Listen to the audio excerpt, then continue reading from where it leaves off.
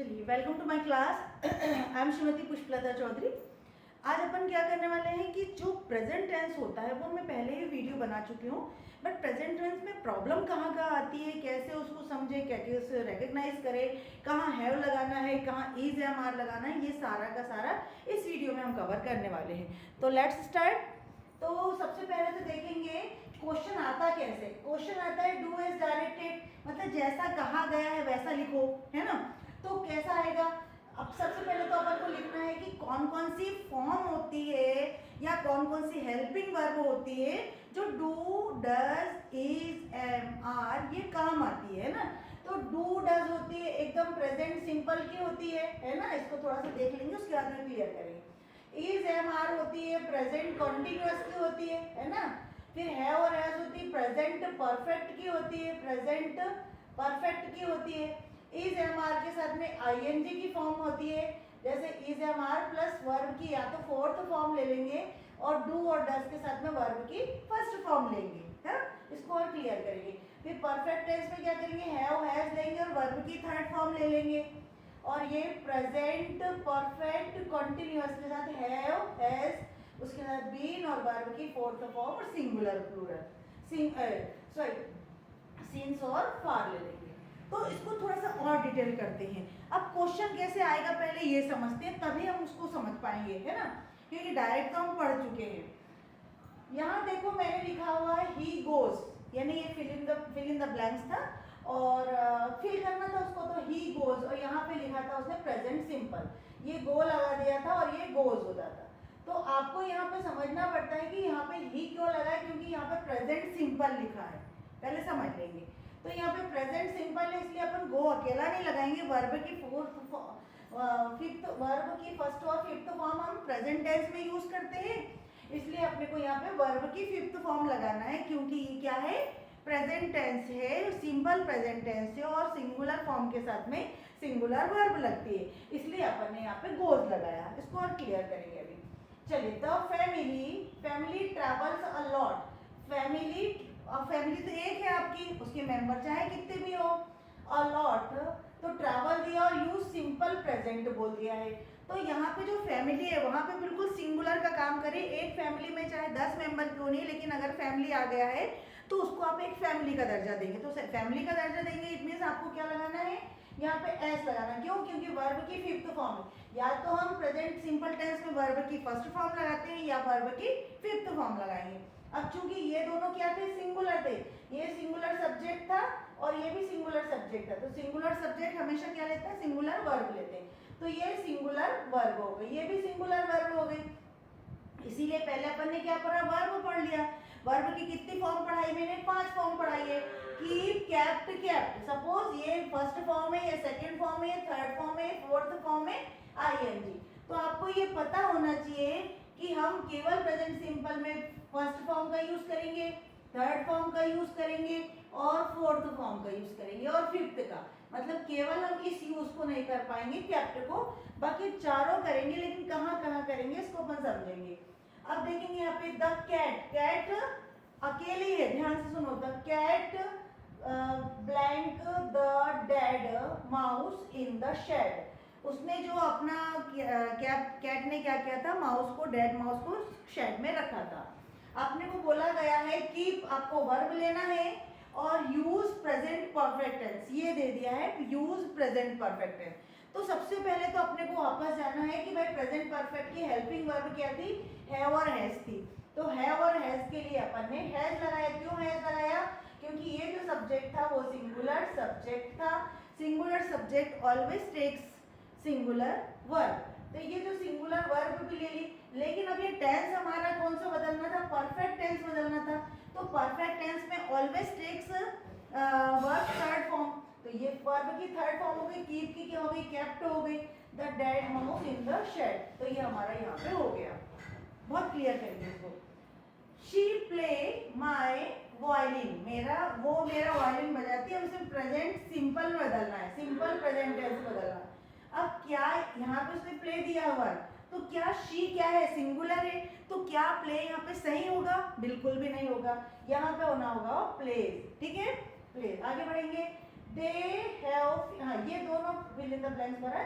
They blank the decoration, वे decoration कर चुके या किया उन्होंने किया। अब ये फिनिश अपने को वर्ब दी है और प्रेजेंट परफेक्ट टेंस में बदलना है। तो सबसे पहले तो अपन कहाँ जाएंगे कि परफेक्ट टेंस की पहचान क्या है, हैव और हैज आना चाहिए। अब दे क्या है अपने पास, प्लूरल सब्जेक्ट है।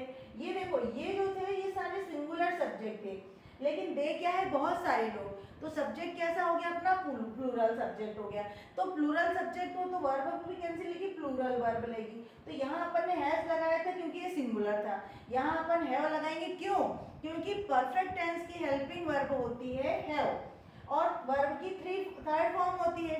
तो ये है फिनिश का क्या हो गया, फिनिश्ड हो गया। द डेकोरेशन, उसने फिनिश्ड कर दिया, उसने डेकोरेशन, ठीक है ना, जो सजावट थी उसने कंप्लीट कर। अब सचिन करके ब्लैंक दे दिया है, the shot right through the covers. तो अब इसमें सिंपल पास्ट के लिए पढ़ना है, यूज सिंपल पास्ट, ये थोड़ा एक्सेप्शन में आ गया इसको छोड़। लेकिन यहाँ जब सब सिंपल पास्ट आ गया है तो हमको क्लियर करना है कि वहां पे हमने क्या करना है, वर्ब की सेकंड फॉर्म ही लिखना है। तो हमने प्ले का क्या लगा दिया, वहां पे प्लेड लगा दिया। अब the jury decision before the court, हाँ द ज्यूरी इज प्रेजेंटिंग। अब ध्यान से देना, ये जो ज्यूरी है इसमें बहुत सारे मेंबर क्यों नहीं हो, लेकिन अभी यहाँ पे केवल ये एक ही काम कर रहा है, इसलिए सिंगुलर सब्जेक्ट हो गया है ना। तो singular subject always take singular verb, लेकिन पहले पहचानना है हमें कि decision before the court present, उसने दे रहा है, पहले ही वो डिसीजन दे रहा है। इट मीन्स कि आपको कहाँ जाना पड़ेगा, प्रेजेंट कॉन्टिन्यूअस टेंस में देना पड़ेगा, क्योंकि यहाँ पे क्या बोल रहा है, प्रेजेंट कॉन्टिन्यूअस में बदलो उसको। यहाँ पे उसको बोला ना डू एज डायरेक्टेड, मतलब ऐसा करो जैसा हम बताया गया है। तो यहाँ बोला यूज प्रेजेंट कॉन्टिन्यूअस, तो कॉन्टिन्यूअस की पहचान क्या है, इज एम आर लेता है, लेकिन ज्यूरी क्या है, सिंगुलर सब्जेक्ट है तो इज ले लिया। कंटिन्यूअस की पहचान क्या है, वर्ब की फोर्थ फॉर्म आना चाहिए। तो ये हो गया, jury is presenting there decision before the court, court के पहले ही उसका डिसीजन वो दे रही है, प्रेजेंट कर रही है ना। तो सारे के सारे टेंस आ गए हैं। अब इन टेंस को थोड़ा सा डिटेल करेंगे कि कहाँ कहाँ हमारी प्रॉब्लम फंसती है। तो सबसे पहले तो अपन इसको देखते हैं कि कहाँ कहाँ अपन इसको अलग कर सकते हैं।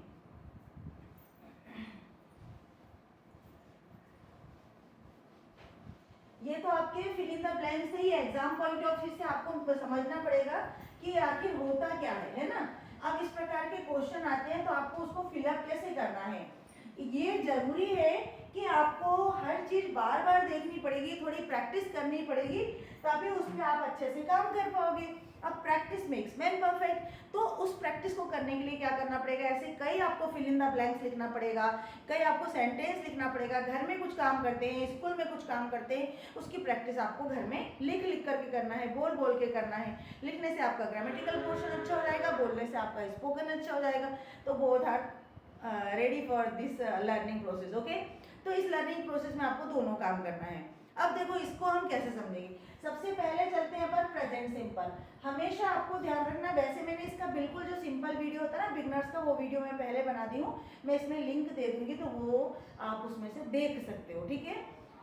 अब ये सबसे पहले अपने आप को आप इरेज कर लो सारा, अब बस प्रेजेंट टेंस में आ जाओ कि कहाँ कहाँ अपने को पुट अप करना है। सबसे पहले तो हेल्पिंग वर्ब पे बात करते हैं। तो प्रेजेंट टेंस की जो हेल्पिंग वर्ब होती है डू और डज होती है। हमेशा ध्यान रखना, जो प्रेजेंट सिंपल होता है, प्रेजेंट सिंपल होता है वो डू और डज देता है, हेल्पिंग वर्ब है ना। तो डू और डज कैसे लेता है, तो ये हमेशा याद रखो कि ये प्लूरल के लिए लगेगा और ये हमेशा सिंगुलर के लिए लगेगा। एग्जाम्पल के थ्रू समझिए, सिंगुलर के लिए लगेगा, लेकिन कब लगेगा, नेगेटिव में लगेगा और इंट्रोगेटिव में लगेगा। नेगेटिव में लगेगा, इंट्रोगेटिव में लगेगा। क्यों, क्योंकि अगर आपको पॉजिटिव सेंटेंस लिखना है, अगर आपको पॉजिटिव सेंटेंस लिखना है तो आपको क्या करना पड़ेगा, उसमें वर्ब की फर्स्ट फॉर्म या फिफ्थ फॉर्म, वर्ब की पॉजिटिव लिखना है तो या तो वर्ब की फर्स्ट फॉर्म से काम चल जाएगा या वर्ब की फिफ्थ फॉर्म से काम चलेगा। एग्जांपल देख लेते हैं थोड़ा सा अपन। मैंने बोला जब पॉजिटिव रहेगा तो क्या होगा, ये वर्ब की फर्स्ट फॉर्म से काम चलेगा। कैसे चलेगा देखेंगे,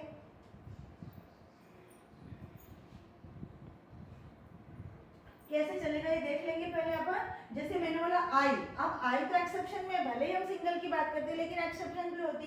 तो मैंने बोला सपोज आई गो, है ना, मैं जाती हूँ, लेकिन यदि मैंने बोला वी गो तो ये भी प्लूरल हो गया, तो ये हो गया आपका गो। लेकिन जो ही आएगा, ही क्या है, किसी एक पर्टिकुलर बंदे के लिए बात कही जाएगी, तो ही का हो जाता है गोज।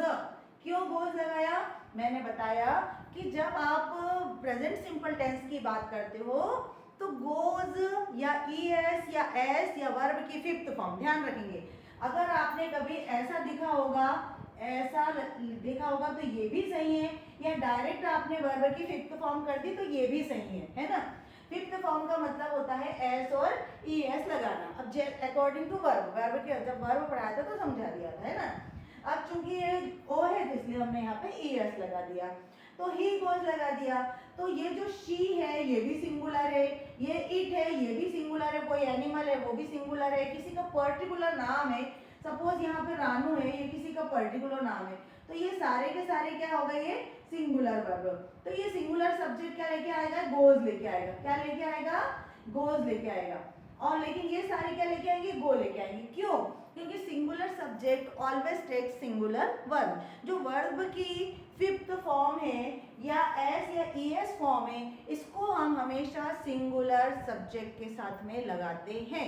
क्लियर हो गया यहाँ तक के बाद। अब आपके पास आगे देखना पड़ेगा, अगर आपको इसको नेगेटिव करना है, अगर आपको इसको नेगेटिव करना है, ये वाला करना है, ये तो पॉजिटिव में समझ में आ गया कि सिंगुलर और प्लूरल होते हैं, प्लूरल के साथ ऑलवेज टेक्स प्लूरल वर्ब, मतलब उसमें एस और ईएस नहीं लगता है। और लेकिन जब हम सिंगुलर की बात करेंगे तो वहां पे पक्का एस और ईएस लगता है अकॉर्डिंग टू देयर वर्ब, उनकी वर्ब के अनुसार लगेगा। लेकिन अगर आप नेगेटिव बनाएंगे तो यहाँ पे तो कोई आई नॉट गो तो बिल्कुल भी ठीक नहीं लगेगा, I not go, you not go, ये बिल्कुल ठीक नहीं लगेगा। तो इसके लिए हेल्पिंग वर्ब की जरूरत पड़ती है। तो अब जब हेल्पिंग वर्ब की जरूरत पड़ेगी तो हमने पहले पढ़ लिया ना, कौन सी हेल्पिंग वर्ब है, प्रेजेंट सिंपल की डू और डज है इसकी हेल्पिंग वर्ब, डू और डज है इसकी हेल्पिंग वर्ब, तो अपन ने लगा दिया। अब देखो जो ये आई और गो है, इन दोनों के बीच में अपने को नेगेटिव लगाना पड़ता है। देखेंगे कैसे, आई डू नॉट। अब देखो ये दोनों को अपन ने फिलअप कर दिया, इसको एज इट इज लग दिया वर्ब की फर्स्ट फॉर्म है ना। आई डू नॉट गो, ये फुल स्टॉप, मैं नहीं जाता, मैं नहीं जाता। अब ये ऑब्जेक्ट बाद में लगाना है, सब्जेक्ट लगाना है, ये अपन ने प्रीवियस वीडियो में सब पढ़ लिया। अब अपन इसको केवल अच्छे से पॉज कर रहे हैं, समझ रहे हैं ना।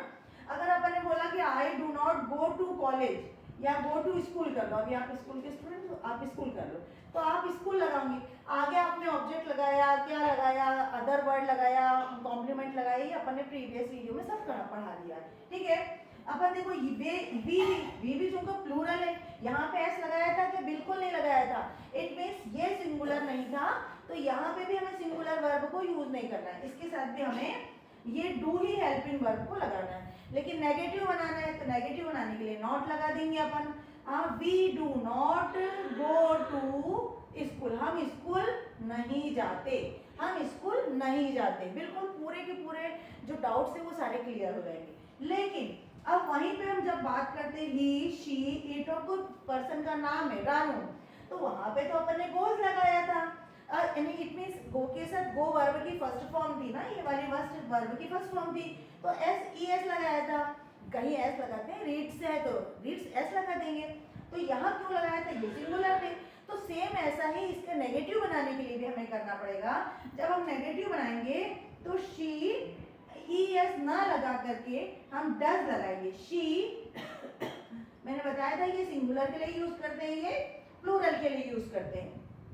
She does not go to school, वो स्कूल नहीं जाती, वो स्कूल नहीं जाती। she सबके साथ। अब सपोज इट, आप इट समझो कोई एनिमल है, कोई प्लांट है, तो इसके साथ तो लगेगा नहीं। रानू सोचो अब लड़की है अकेली, तो हम उसके साथ भी लगा देंगे, Ranu does not go to school, Ranu school नहीं जाती। यहाँ तक ये क्लियर हो गया। फिर से एक बार मैं बताती हूँ, एकदम से जो पहला वाला टेंस है प्रेजेंट सिंपल टेंस, प्लूरल और आई के साथ में हमेशा डू लगेगा। ही शी इट और किसी का पर्टिकुलर नेम है, प्रॉपर नाम है, तो उसकी जगह पे आपको क्या लगाना है, डज लगाना, लेकिन नेगेटिव में लगाना है ना, और इंट्रोगेटिव में लगाना है। लेकिन अगर पॉजिटिव या डिक्लेरेटिव सेंटेंस की या अफर्मेटिव सेंटेंस की बात आती है तो वहां पे केवल आपको वर्ब की फर्स्ट फॉर्म या फिफ्थ फॉर्म से काम चल जाएगा। वर्ब की फिफ्थ फॉर्म बोल दो, चाहे वर्ब की फर्स्ट फॉर्म में एस और एस लगा दो, ये सब एक ही है ना। यहाँ तक कि मुझे लगता है कोई प्रॉब्लम आपको नहीं आएगी। लेकिन जब हम इंट्रोगेटिव करेंगे तो भी तो आपको हेल्पिंग वर्ब की जरूरत पड़ेगी, क्योंकि आई गो तो अफर्मेटिव हो गया, आई डू नॉट गो ये नेगेटिव हो गया। लेकिन आप प्रश्न पूछते समय अपन क्या पूछेंगे, गो आई, क्या मैं जाऊं, नहीं ना। तो इसलिए इसकी भी हेल्पिंग वर्ब का ही हेल्प करेंगे और आपको लगाना है यहाँ पे डज। इंट्रोगेटिव के लिए भी आपको वही फॉर्मूला अपनाना है, डज, डज तो लगेगा नहीं, अब चूंकि सिंगुलर है आई, तो do I go to school, do I go to school, क्या मैं स्कूल जाता हूँ, क्या मैं स्कूल जाता हूँ, और फिर आपने क्या कर दिया, क्वेश्चन मार्क लगा दिया, ठीक है ना। Do I go to school, क्या मैं स्कूल जाता हूँ, आपने वो लगा दिया। यहाँ पे देख लेंगे do we go to school, do we go to school, है ना, क्या हम स्कूल जाते हैं। अगर आपने ये लगा दिया है तो आपको WH फैमिली मेंबर भी लगाने में प्रॉब्लम नहीं आएगी। इसके आगे फटाक से ना, why do you go to, why do I go to college school, why do we go to school, है ना। तो यहाँ पे ये हो जाएगा। लेकिन अब यदि सिंगुलर की बात हो जाएगी तो फिर से वही काम करेंगे। सिंगुलर में हम करेंगे does she, does she, does she go to school, क्या वह स्कूल जाती है, क्या वह स्कूल जाती है। तो ये देखो यहाँ पे डज लगा दिया, यहाँ डू लगाया, यहाँ डू लगाया, क्यों, क्योंकि ये सब क्या थे, प्लूरल थे, और ये सब क्या है, सिंगुलर है। तो सिंगुलर के साथ सिंगुलर वर्ब, सिंगुलर के नेगेटिव बनाते समय भी डज और नॉट, और इंट्रोगेटिव लगाते भी डज और हेल्पिंग वर्ब डज, लेकिन मेन वर्ब को फर्स्ट फॉर्म में यूज करना है। तो यहाँ पे आपको इतना समझ में आ जाएगा, ठीक है ना। आगे बढ़ते हैं। अब हमारे पास इसमें अगर कोई प्रॉब्लम हो तो आप मुझे कमेंट बॉक्स में बता सकते हैं। अब इसके साथ में ये तो प्रेजेंट सिंपल टेंस था जो यहाँ पे कंप्लीट किया हमने कि ये डू और डज था। लेकिन अगर प्रेजेंट कंटिन्यूअस की बात करते हैं तो यहाँ पे तो आपको पूरा का पूरा ध्यान इज एमआर पे देना पड़ेगा और आईएनजी पे देना पड़ेगा। तो आपको ये देखना पड़ेगा कि उसे करना कैसे है। तो देखेंगे जरा अपन उसको फिर से। प्रेजेंट सिंपल तो हमने डन कर लिया, लेकिन प्रेजेंट कंटिन्यूअस को देखेंगे अब अपन। प्रेजेंट कंटिन्यूअस टेंस है ना बेटा, टेंस, ठीक है ना। अब प्रेजेंट कंटिन्यूअस पता चला ही मैं अभी पढ़ा रही हूँ और आप मेरे से पढ़ रहे हो, आईएनजी लगा हुआ है, तो ये मतलब कोई चीज प्रोग्रेसिव में हो रही है, चल रही है, कंटिन्यूअस है, रेगुलर चल रही है, तो ये इसकी पहचान हो जाती है कि रहा है, रही है। यहाँ पे क्या थी अपनी पहचान, ताती तेती, है ना, कि मैं करता हूँ, हो जाता है, रोज करते हैं। इट मीन्स जो काम आप रोज करते हैं, यूजुअली करते हो, मॉर्निंग टू टिल नाइट करते हो, तो वहाँ पे हम प्रेजेंट सिंपल टेंस का। लेकिन यहाँ है रहा है, रही है, रहे हैं का यूज आता है, वहां पे अपन आईएनजी लगाते हैं। लेकिन आईएनजी किसके साथ लगाएंगे, इज एमआर के साथ लगाएंगे।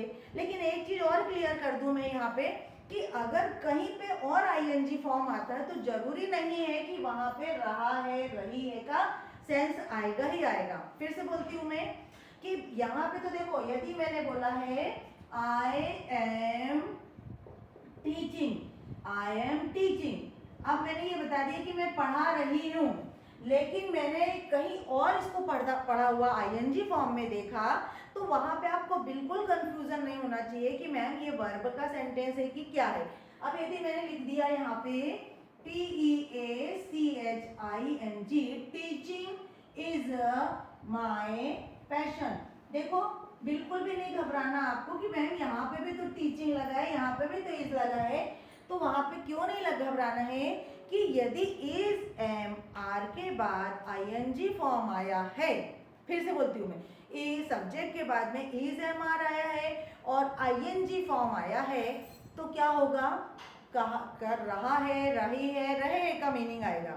लेकिन अगर ये इस प्रकार से या फिर इस प्रकार से आ जाता, I like teaching, I like teaching, तो बिल्कुल भी नहीं घबराना कि यहाँ पे भी वो कर रहा है वाला सेंस आएगा, यहाँ पे वो सेंस बिल्कुल नहीं आएगा, क्योंकि देखो यहाँ पे तो ये सब्जेक्ट में यूज किया है और यहाँ पे ऑब्जेक्ट में यूज किया। इन सब चीजों को मैंने डिटेल में पढ़ा रखा है वर्ब में, बट यहाँ पे आप कंफ्यूज होते हैं, वो कंफ्यूजन दूर कर रही हूँ मैं, वो डोंट बी कंफ्यूज, ओके। तो टीचिंग यानी यहाँ आ रहा है पढ़ाना, यहाँ आ रहा है पढ़ा रही हूँ, पढ़ाना मेरा पैशन है, मतलब एक शौक है, तो यहाँ पे भी है आ रहा है और यहाँ पे मैं एम आ रहा है, ये है हूँ, मैं पढ़ा रही हूँ, यहाँ पे हूँ का सेंस आ रहा है। तो इस पे अभी मत जाओ, अभी आप आईएनजी पे जाओ कि यहाँ पे कोई काम कर रहा है, कर रहा है, कोई काम हो रहा है, टीच कर रही है, लेकिन यहाँ पे तो पढ़ाना तो एक नाउन है, यहाँ पे ये काम कर रहा है एज अ नाउन के समान काम कर रहा है। क्यों नाउन के समान काम कर रहा है? क्योंकि जब भी कोई ये आईएनजी फॉर्म, जरंड फॉर्म, इसको जरंड फॉर्म कहते हैं, जरंड फॉर्म ऑब्जेक्ट या सब्जेक्ट में आता है तो ये नाउन के समान काम करता है। और ऑब्जेक्ट और सब्जेक्ट होने के लिए क्या जरूरी है? या तो आपको नाउन होना चाहिए, आपके पास नाउन होना चाहिए, या आपके पास प्रोनाउन होना चाहिए।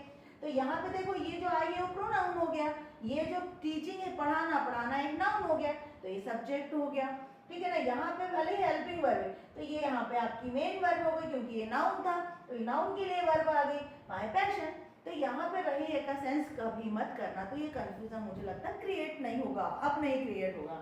लेकिन वहीं पे यदि दूसरा देख लेंगे, आई लाइक टीचिंग, मतलब मैं टीचिंग पसंद करती हूँ या पढ़ाना पसंद करती हूँ, तो यहाँ पे भी तो देखो ना पढ़ाना लिखा है मैंने ना, पढ़ा रही हूँ लिखा है क्या मैंने? देखो पढ़ा रही हूँ लिखा है क्या मैंने? बिल्कुल भी नहीं लिखा है।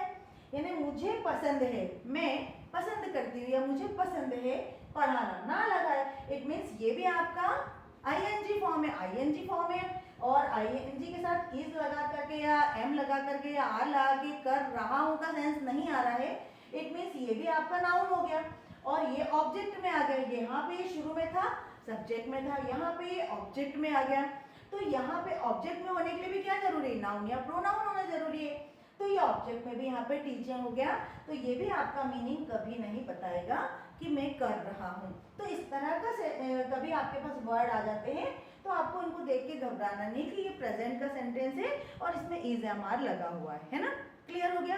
टीचिंग आ जाए, रीडिंग आ जाए, कुछ भी आ जाए, आईएनजी फॉर्म कोई भी आ जाए, वहाँ पे आपको घबराना नहीं। यदि आपको और डिटेल पढ़ना तो मेरा वर्ब का वीडियो आप देख सकते हो, वर्ब के सारे प्रकार के वर्ब में मैंने आपको पढ़ा चुकी हूँ, ठीक है। आगे बढ़ते हैं अपन। अब ये तो केवल आईएनजी फॉर्म का आया, अब यहाँ के हेल्पिंग वर्ब देखेंगे। यहाँ पे क्लियर हो गया होगा, आई होप गाइस कि आपको हर जगह का आईएनजी का मीनिंग अलग अलग क्लियर हो गया होगा। लेकिन अब हम क्या करेंगे, प्रेजेंट कंटिन्यूअस में ही यहाँ पे कई वर्ब है, हेल्पिंग वर्ब। आप ध्यान से सुनो जरा, ये आपकी यहाँ पे जो टीच कर रहा है ये आपकी मेन वर्ब है, क्योंकि कोई एक्शन हो रहा है, कोई एक्शन हो रहा है। और यहाँ पे ये हेल्पिंग वर्ब है क्योंकि ये इसको सपोर्ट कर रही है। सपोर्ट इन द सेंस कि वो बता रही है कि आप प्रेजेंट टेंस में हो और अभी आपका काम हो रहा है, ठीक है, तो इसलिए आपको आईएनजी लगा दिया है। लेकिन ये तो एम आपके पास एक्सेप्शन है कि केवल आई के साथ लगा है, लेकिन यहाँ पे यदि यू आ जाता, वी आ जाता, दे आ जाता, या फिर कोई ज्यादा लोग आ जाते, इट मीन्स ये प्लूरल सब्जेक्ट आ जाते, ये सारे सब्जेक्ट क्या है, प्लूरल सब्जेक्ट आ जाते, तो प्लूरल सब्जेक्ट के साथ में प्रेजेंट कंटिन्यूअस में आईएनजी फॉर्म तो लगता है, आईएनजी फॉर्म तो लगता है, बट प्लूरल के लिए जो हेल्पिंग वर्ब लगती है वो आर होती है। देखेंगे कैसे, यू के साथ अपन लगाते हैं आर, यू आर टीचिंग, तुम पढ़ा रही हो, तुम पढ़ा रही हो। अब देखो एक चीज और, ये तो मैंने सिंपल बता दिया कि भाई तुम पढ़ा रही हो, मैं पढ़ा रही हूँ, लेकिन मैंने किसी ने पूछा भाई क्या पढ़ा रही हो, तो मैं बोलूंगी इंग्लिश, तो ये यू आर टीचिंग इंग्लिश, तो आपने क्या लिख दिया, तुम इंग्लिश पढ़ा रही हो। तो ये तो आपकी मेन वर्ब हो गई, ये आपकी मेन वर्ब हो गई, ये आपकी हेल्पिंग वर्ब हो गई, ये आपका सब्जेक्ट हो गया। लेकिन ये जो इंग्लिश है, जैसे ही उसने बोला कि क्या कर रही हो, पढ़ा रही हो, तो बोला इससे क्या, तो जैसे ही आपको क्या आंसर निकला, क्या प्रश्न बना, तो इट मीन्स वो आपका क्या हो गया, ऑब्जेक्ट हो गया। यहाँ पे ये ऑब्जेक्ट होता। मैं बार बार समझाती हूँ सब लोगों को, हर वीडियो में समझाती हूँ कि हर टेंस में ऑब्जेक्ट आए, हर टेंस के सेंटेंस के बाद ऑब्जेक्ट आए, वो जरूरी नहीं है, वहाँ पे कहीं कहीं कॉम्प्लीमेंट भी आ जाएगा, अदर वर्ड भी आ जाएगा, सब्जेक्ट कॉम्प्लीमेंट भी आ सकते हैं। तो आपको वहाँ घबराना नहीं है। लेकिन ये क्या निकल रहा है, इट मीन्स ये पक्का ऑब्जेक्ट है। ऑब्जेक्ट होने की पहचान क्या है, वही क्या और किसी का आंसर देना, ये मैं कई वीडियो में बता चुकी हूँ। चलते हैं तो अपन आगे बढ़ेंगे। ऑब्जेक्ट, नहीं तो फिर इसी में यहाँ पे कवर टाइम खराब हो जाएगा, ठीक है ना। ये ऑब्जेक्ट काम कर रहा है, तो we are teaching, they are teaching English, इस प्रकार का हो जाएगा।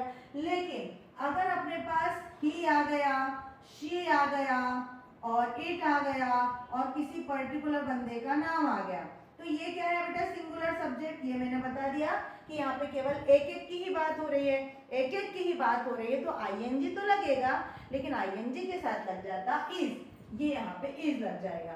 अब यहाँ पे यदि आपने इज लगाया तो क्या यहाँ इज करेक्ट होगा क्या, नहीं ना, ऐसे ही तो क्वेश्चन में आएगा, ठीक है। मैं भी और क्वेश्चन करवा दूंगी, तो ही इज लग जाएगा, शी इज लग जाएगा, इट इज लग जाएगा, रानू इज लग जाएगा। अब ही इज टीचिंग, सपोज अपन ने यहाँ पे ले ली टीचिंग, टीचिंग इंग्लिश, तो ये इंग्लिश पढ़ा रही है, तो ये आपका ऑब्जेक्ट हो गया, ये आपकी मेन वर्ब हो गई, ये आपकी हेल्पिंग वर्ब हो गई। अगर बोल दिया शी इज प्लेइंग फुटबॉल, अगर आपको बोल दिया वो फुटबॉल खेल रही है, फुटबॉल खेल रही है, शी इज प्लेइंग फुटबॉल, वो फुटबॉल खेल रही है, यहाँ आया आपका फुटबॉल, लेकिन यहाँ पे ये फुटबॉल जो है ये ऑब्जेक्ट आ गया। क्या खेल रही, आया था आंसर, क्या खेल रही, तो बोलेंगे वो खेल रही है, तो यहाँ पे आपकी मेन वर्ब हो गए। इस प्रकार से जब आईएनजी फॉर्म आता है तो उसके साथ केवल इज नहीं लगा सकते हैं आप, इज, एम, आर, तीन प्रकार की इसमें हेल्पिंग वर्ब होती है। सिंगुलर के साथ इज लेते हैं, आई के साथ आप एम लेते हैं और प्लूरल के साथ आप आर लेते हो। तो यहाँ पे ये तीनों के तीनों हेल्पिंग वर्ब का काम करते हैं, लेकिन प्लेइंग और टीचिंग और राइटिंग और रीडिंग ये सब मेन वर्ब का काम करते हैं। उसके बाद जो आने वाला जो शब्द है वो आपका ऑब्जेक्ट होता है ना। सपोज यहाँ पे मैंने कोई क्वेश्चन दे दिया आपके लिए, यहाँ पे मैंने क्वेश्चन दे दिया, शी ब्लैंक प्लेइंग क्रिकेट, वो क्रिकेट खेल रही है, प्लेइंग क्रिकेट, वो क्रिकेट खेल रही है, और मैंने यहाँ दे दिया इज, एम, आर। तो आपको पुट अप करना है, आपको सबसे पहले समझना शी क्या है, सिंगुलर है, यहाँ पे क्या है आईएनजी है, दोनों तरफ देखना, ये क्या है सिंगुलर है, यहाँ पे क्या है आईएनजी है। तो आईएनजी है मतलब कौन सा टेंस चल रहा है, प्रेजेंट कॉन्टिन्यूअस टेंस चल रहा है, इसको आपको पहचानना तो आपको ही पड़ेगा। प्रेजेंट कॉन्टिन्यूअस चल रहा है मतलब शी के साथ इज लगेगा, तो आपको यहाँ पे इसको फिल अप कर देना है, ठीक है ना। यहाँ पे कोई प्रॉब्लम है क्या, बिल्कुल नहीं। फिर से मैं दोहराती हूँ, ही, शी, इट और किसी नाम के साथ इज लगाना है, प्लेइंग आईएनजी तो सबके साथ लगाना है, यू, वी और दे के साथ में आर लगाना है, और अकेले आई के साथ में एम लगाना है, ठीक है। ऑब्जेक्ट वे होते हैं जो क्या लेते हैं, क्या और किसे का आंसर देते हैं, ठीक है। हर जगह आईएनजी लगा वाला हर जगह का संभव नहीं कि वो आपका प्रेजेंट टेंस का कर रहा है का सेंस दे रहा है, रहा है रही है का सेंस देते, या तो सब्जेक्ट और ऑब्जेक्ट में आना है, तो वो पक्का या तो नाउन का काम कर रहे हैं, तो नाउन का काम कर रहे हैं तो या तो वो सब्जेक्ट में आ रहे हैं या वो प्रोन ऑब्जेक्ट में आ रहे हैं। क्लियर। आगे का टेंस चलते हैं अपन।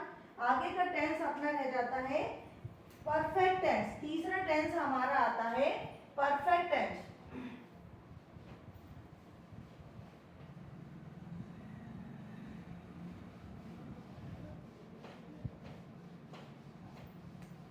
परफेक्ट टेंस की पहचान क्या बताया है मैंने, जब अभी 2S डायरेक्टेड कराया तो मैंने बताया कि हैव और हैज और वर्ब की थर्ड फॉर्म लेनी पड़ती है। जब वर्ब की थर्ड फॉर्म लेनी है तो पक्का दिमाग में चलना है कि तो प्रेजेंट परफेक्ट होगा और मीनिंग निकलेगा कि काम हो गया है।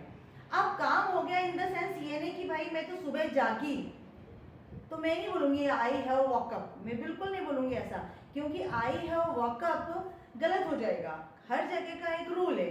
तो यहाँ पे जब हम प्रेजेंट परफेक्ट टेंस की बात करते हैं तो प्रेजेंट परफेक्ट टेंस की तो बात के लिए पहले सबसे पहले आ जाते हैं कि यहाँ पे हैव और हैज आएगा, है ना।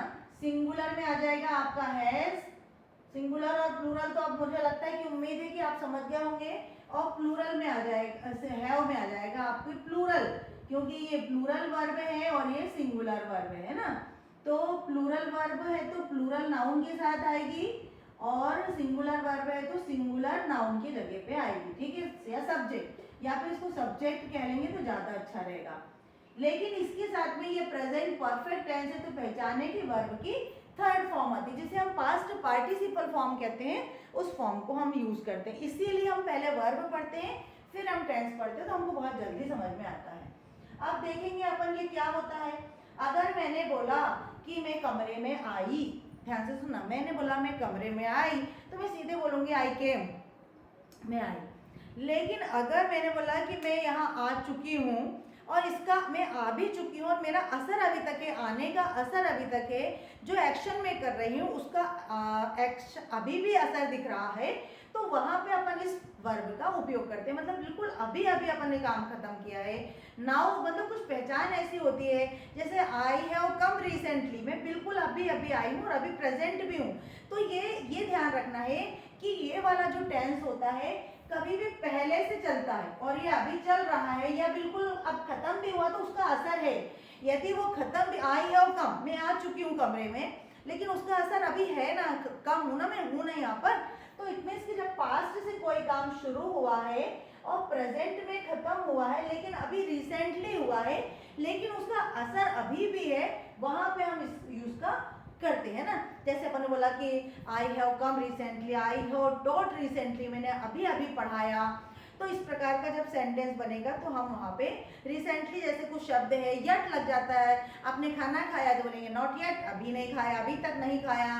या फिर बोलेंगे टिल नाउ, अब तक नहीं, तो अब तक, या इस प्रकार का जो सेंस आएगा, तो आपको वहाँ ज़्यादा से ज़्यादा कौन सा टेंस लगाना है, परफेक्ट टेंस लगाना। इसको चलते हैं अपन, तो इसका फॉर्मूला देख लेंगे अपन। इसमें होता है सब्जेक्ट प्लस हैव और हैज, और फिर आ जाता है आपकी वर्ब की थर्ड फॉर्म। यदि आपके पास ऑब्जेक्ट है तो ऑब्जेक्ट, और यदि आपके पास अदर वर्ड है तो अदर वर्ड भी लग जाना। अदर वर्ड और कॉम्प्लीमेंट में पढ़ा चुकी हूँ, उसको ध्यान से देख लेना।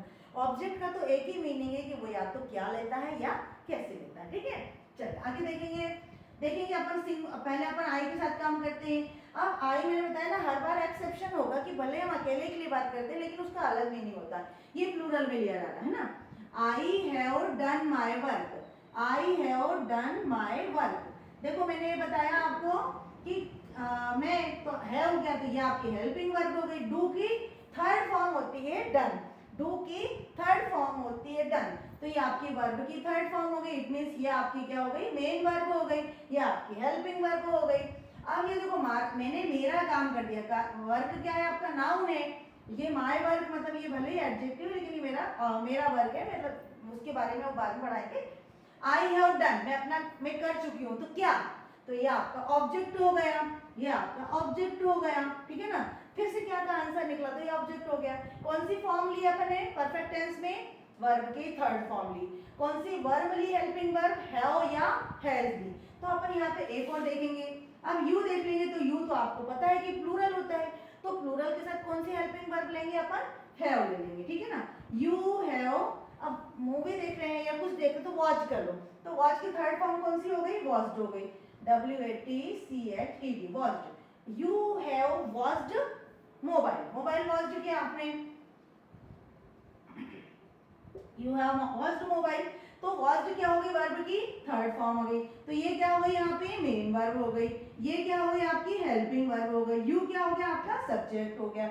और क्या क्या देखा, मैं देख चुका हूँ, तो क्या देख चुका, तो मैं मोबाइल देख चुका, तो ये क्या हो गया आपका ऑब्जेक्ट हो गया, है ना, ठीक है।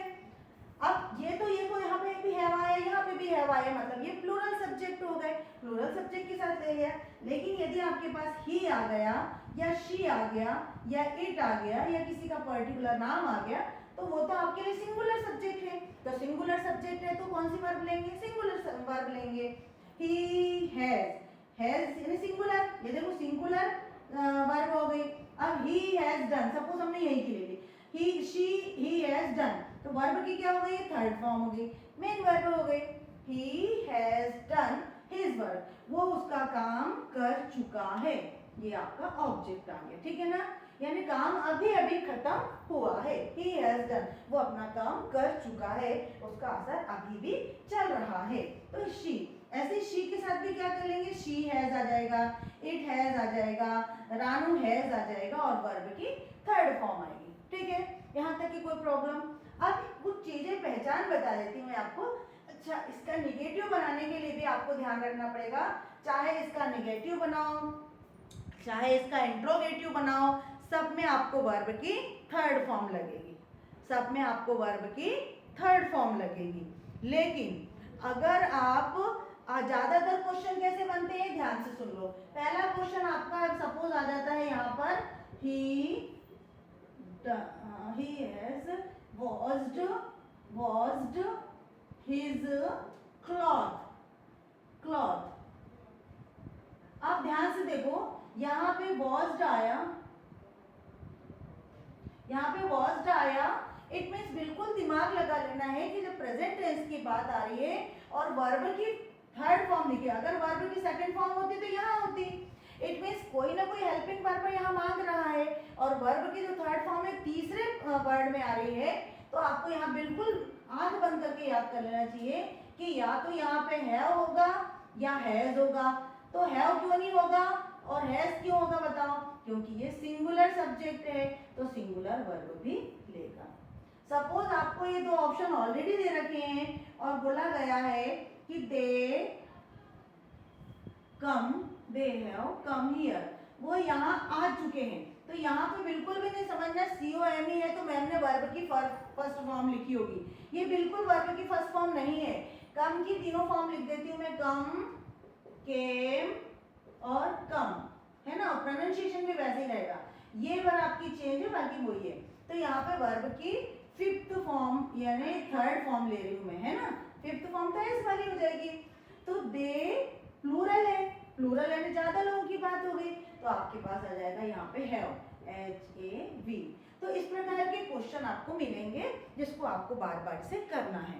अब ये पहचानना है कि ये सेंटेंस, ये वाला टेंस कब आएगा। अगर आप थोड़ी बड़ी क्लास में हैं और थोड़ा सा एडवांस पढ़ना चाहते हैं, तो जैसे मान लो कभी रिसेंटली लिख गया है, अप टिल नाउ लिख दिया है, या इस प्रकार से ना आखिरी में लगा हुआ है दे have come here,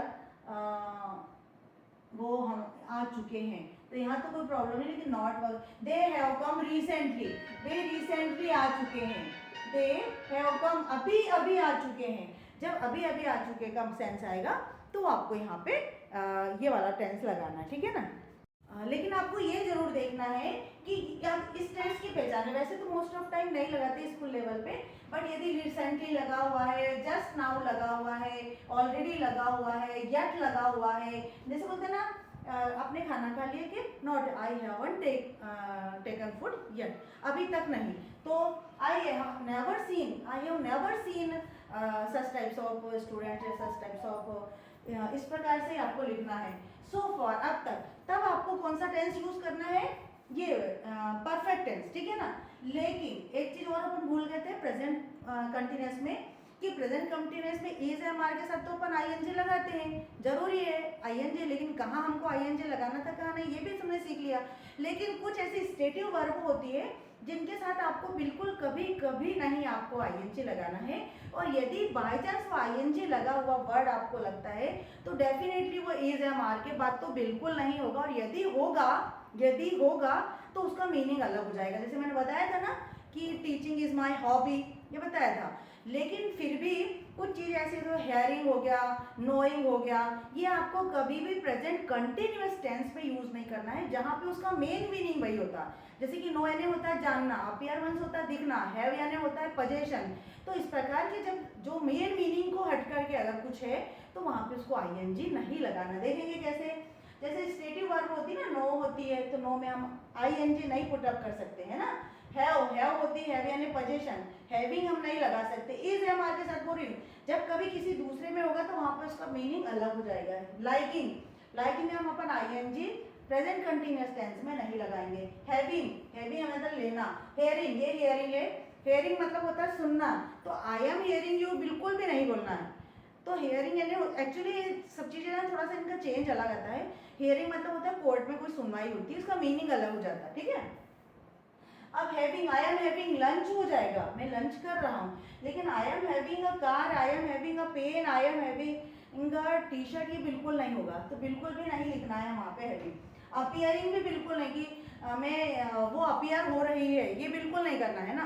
I it appears या एस लगा करके ही उसका मीनिंग निकल जाएगा। इट मीन्स कुछ स्टेटिव वर्ब होते हैं जिनको थोड़ा सा देखना पड़ेगा आपको। स्टेटिव वर्ब में आईएनजी तो बिल्कुल भी नहीं लगाना है। और जब इस प्रकार के वर्ड आपको यदि मिलते हैं तो वहाँ पे आप समझ सकते हो कि वहाँ पे परफेक्ट टेंस होता है, ठीक है ना। Thank you. अभी इसके बाद में अपने पास चलते हैं कि प्रेजेंट परफेक्ट कंटिन्यूअस, वहाँ पे ज़्यादा प्रश्न नहीं बनता है। वहाँ पे बनेगा या तो सिंस से आएगा आंसर क्वेश्चन या फिर फॉर से आएगा। तो सिंस फॉर की पहचान होती है, जैसे कि अपन एक बहुत छोटा सा एग्जांपल ले लेते हैं।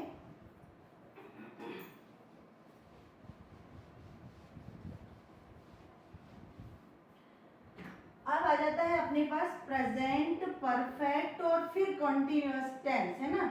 तो क्लियर हो गया आपके पास कि प्रेजेंट है तो पक्का आपका प्रेजेंट है तो नॉर्मल सी चीज हो रही कि अभी कोई काम हो रहा है, लेकिन बस ये है कि यहाँ पे था काम हो रहा है, यहाँ पे आएगा से रहा है। से रहा है मतलब यहाँ पे टाइम भी बताया जा रहा है ना। यानी आपको कभी कोई लंबा ड्यूरेशन बता रहे हैं, मतलब पास्ट में कोई काम हो रहा है, पास्ट में कोई काम हो रहा है और अभी भी चल रहा है।